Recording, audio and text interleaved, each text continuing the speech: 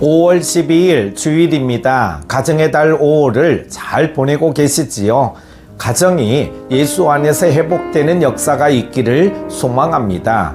오늘 함께 묵상할 말씀은요, 열왕기상 15장 33절에서 16장 14절입니다. 유다의 아사왕 셋째 해에 아이야의 아들 바하사가 디르사에서 모든 이스라엘의 왕이 되어 24년 동안 다스리니라.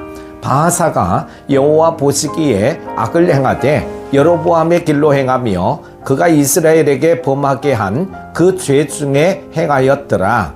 여호와의 말씀이 하나님의 아들 에후에게 임하여 바하사를 꾸짖어 이르시되 내가 너를 티끌에서 들어 내 백성 이스라엘의 위에 주권자가 되게 하였거늘 내가 여로보암의 길로 행하며 내 백성 이스라엘에게 범죄하게 하여 그들의 죄로 나를 노엽게 하였은즉 내가 너 바하사와 내 집을 쓸어버려 내 집이 느바스의 아들 여로보암의 집같이 되게 하리니 바하사에게 속한 자가 성읍에서 죽은즉 개가 먹고 그에게 속한 자가 들에서 죽은즉 공중의 새가 먹으리라 하셨더라. 바하사의 남은 사적과 행한 모든 일과 권세는 이스라엘 왕 역대지략에 기록되지 아니하였느냐. 바하사가 그의 조상들과 함께 잠에 디르사에서 장사되고 그의 아들 엘라가 대신하여 왕이 되니라. 여호와의 말씀이 하나니의 아들 선지자 예후에게도 임하사 바하사와 그의 집을 꾸짖으심은 그가 여로보암의 집과 같이 여호와 보시기에 모든 악을 행하며 그의 손의 행위로 여호와를 노엽게 하였음이며 또 그의 집을 쳤음이더라. 유다의 아사왕 제26년에 바하사의 아들 엘라가 디르사에서 이스라엘의 왕이 되어 2년 동안 그 왕위에 있으니라.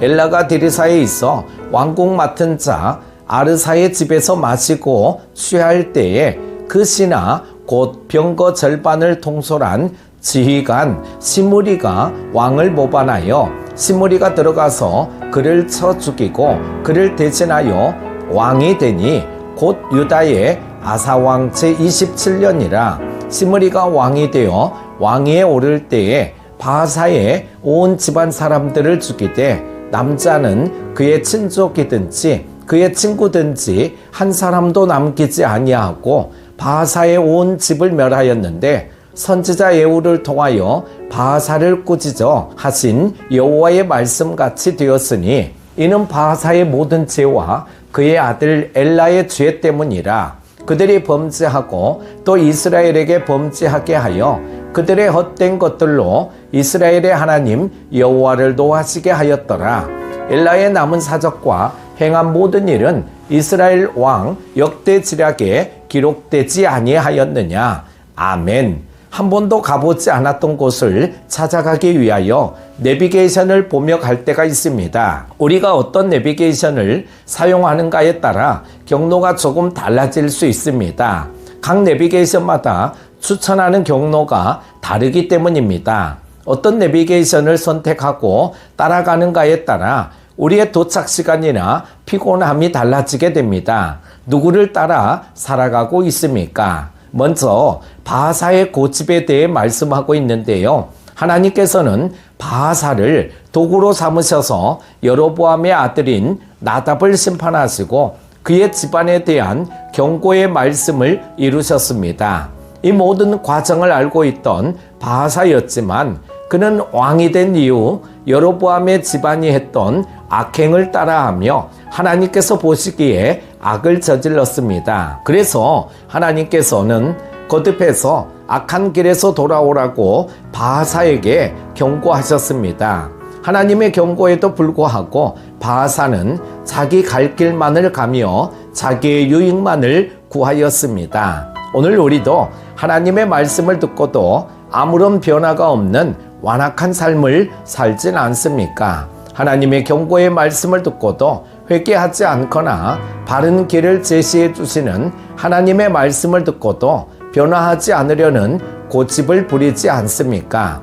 내가 주인 삼은 모든 것과 나의 고집을 내려놓고 하나님의 말씀을 순종하며 살아갑시다. 두 번째는 여로보암을 본으로 삼았던 바사에 대해 말씀하고 있는데요. 하나님의 경고를 들었지만 바사는 여로보암처럼 범죄하였습니다. 우상을 숭배하며 하나님을 무시하였습니다. 바사의 삶은 한마디로 여로보암의 집과 같이 여호와 보시기에 모든 악을 행한 삶이었습니다. 바사는 악행의 대명사였던 여로보암이 아닌 신실한 다윗을 본으로 삼았어야만 했습니다. 우리의 삶도 누구를 본으로 삼는가에 따라 인생의 방향이 달라집니다. 지극히 세속적인 사람을 목표로 삼거나 본으로 삼으면 우리 역시 하나님과 상관없는 삶을 살게 됩니다. 그러나 아버지 하나님의 말씀에 절대적으로 순종하셨던 예수님을 인생의 본으로 삼을 때 우리도 예수님처럼 주의 말씀에 순종하는 삶을 살아가게 될 것입니다. 세 번째는 하나님의 심판을 받은 바사에 대해 말씀하고 있는데요. 하나님의 경고의 말씀에도 고집을 부리고 악의 대명사였던 여로보암을 본으로 삼고 살았던 바사는 결국 하나님의 심판을 받았고 그의 아들인 엘라의 때에 그의 집안이 멸망하고 말았습니다. 하나님께서 말씀하신 그대로 심판을 받은 것입니다. 하나님의 말씀을 듣고도 변화가 없을 때 하나님은 반드시 심판하시는 분이십니다. 우리가 주의 말씀을 듣고 연구하다 보면 하나님의 말씀이 때로는 너무나도 뜬구름 잡는 것 같거나 가깝게 다가오지 않는 것 같은 느낌을 받을 수 있습니다. 하지만 하나님께서 말씀하시는 것은 하나님의 때에 반드시 이루어진다는 사실을 기억해야만 합니다. 하나님의 말씀이 어떠하든지 소중하게 여기고 그 말씀을 마음에 잘 새기며 살아갑시다. 주님의 말씀은 반드시 이루어집니다. 사랑하는 큐티 가족 여러분, 오늘 본문은 하나님의 도구로 쓰였던 바사와 그의 아들 엘라의 최후에 대해 기록한 말씀입니다. 여로보암과 그의 아들인 나답이 걸었던 악한 길을 바사와 엘라도 고집스럽게 똑같이 걸어감으로써 하나님의 경고와 심판을 받게 됩니다. 오늘 우리는 하나님의 말씀을 듣고 고집을 부리지 말고 즉시 순종해야 합니다.